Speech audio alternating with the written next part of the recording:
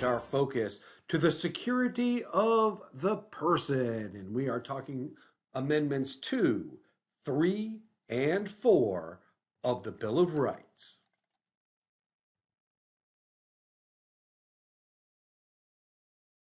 Most people think of the Second Amendment as being our right to keep and bear arms. Guns rights, baby. Well, let's take a look at the words because the words are important. A well regulated militia being necessary to the security of a free state, the right of the people to keep and bear arms shall not be infringed. Yes, that is the entire Second Amendment, and there's a lot more to it than simply the right to have a weapon. We want to take a look at some of these words here. Well regulated. The phrase well regulated means there's going to be rules, regulations, certain protocols that have to be followed. So the word regulated does actually show up in the Second Amendment.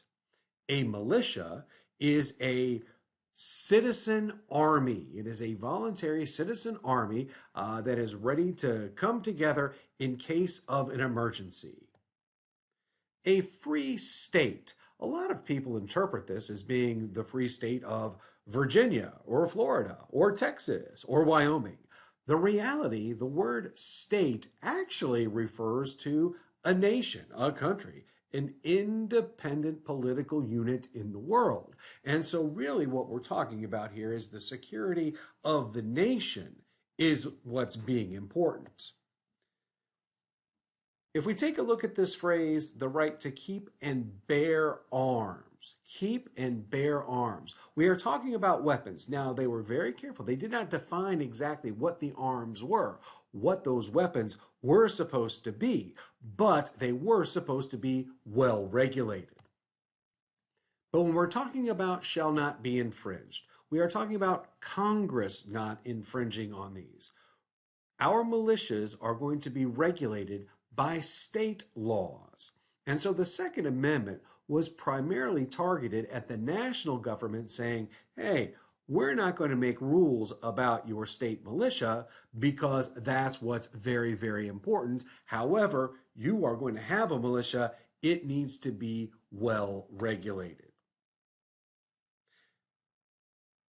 There were certain established fears back in 1789 that this amendment was purposefully drafted to address. There were regular fears. We did not have a constant standing army in 1789. It wasn't big. And so people were pretty much left on the frontier and in smaller towns to defend themselves. One of the great fears was an invading army. If the French or the British or the Spanish were to suddenly invade in the frontier, our citizen soldiers, the farmers and the artisans out on the frontier would have to gather their weapons and come quick to the aid of the nation and stop and repel the invading army.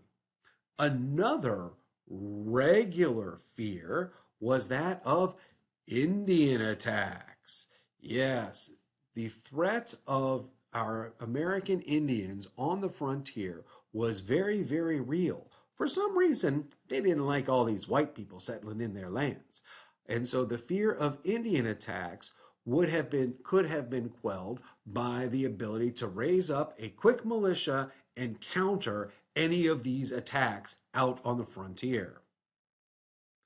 A third significant fear of the people in 1789 were potential slave uprisings.